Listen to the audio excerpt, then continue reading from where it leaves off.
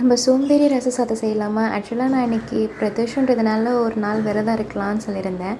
பார்த்தா என் பசங்க அங்கே கத்திட்ருக்காங்க. உங்களுக்கு காக்கா கத்துற சவுண்ட் கேட்குதா தெரியல.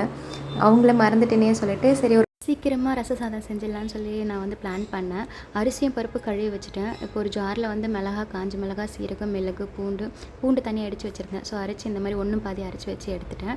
கூடவே ஒரு பெரிய தக்காளி ஒன்று வச்சுருந்தேன். அதையும் கட் பண்ணி எடுத்துட்டேன். புளியை கொஞ்சம் மஞ்சத்தூள் போட்டு கரைச்சி வச்சுருந்தேன். ஸோ பூண்டும் இந்த பக்கம் பார்த்திங்கன்னா தட்டி வச்சுருக்கேன். இப்போ நம்ம என்ன பண்ணணுன்னா, ஒரு கடாயில் வந்து எண்ணெய் விட்டுட்டு அதில் வந்து கடுகு, சீரகம், சோம்பு, மஞ்சத்தூள் கொஞ்சம் போட்டிருக்கேன். அதிலே நான் மஞ்சத்தூள் போட்டனால போட்டு கருவேப்பிலை போட்டு வதக்கி எடுக்கணும். இதோட நம்ம அரைச்ச அந்த மசாலாவையும் கூட வந்து நம்ம வந்து பெருங்காயத்தூள் போட்டு நல்லா வதக்கணும். வதக்கும் போதே நல்ல ஸ்மெல் வரும். வதக்கினதுக்கப்புறம் தக்காளி போட்டுருங்க. தக்காளி போட்டு நல்லா வதக்குனதுக்கப்புறமா அதான் உங்களுக்கு உப்பு எவ்வளோ தேவையோ அதுக்கேற்ற மாதிரி கல்லுப்பு யூஸ் பண்ணுங்கள், ரொம்பவே நல்லாயிருக்கும். அவ்வளோதான், மூடி போட்டு கொதிக்க வைக்கணும். ஒரு 5 மினிட்ஸ்க்கு அப்புறமா ஒரு ஸ்பூன் நெய், அப்புறம் ஒரு ஸ்பூன் வந்து நாட்டு சர்க்கரை ஆட் பண்ணி கொதிக்க வைங்க. ஒருமா கொதிக்கட்டும். நம்ம இந்த பக்கமாக அப்பளத்தை பொரிச்சு எடுத்துடலாம். ஃபைனலி நம்ம ஃபுட்டு ரெடி ஆகிடுச்சு. இப்போ சாப்பிட்டுடலாம். எடிட் பண்ணதான் லேட் ஆகிடுச்சு.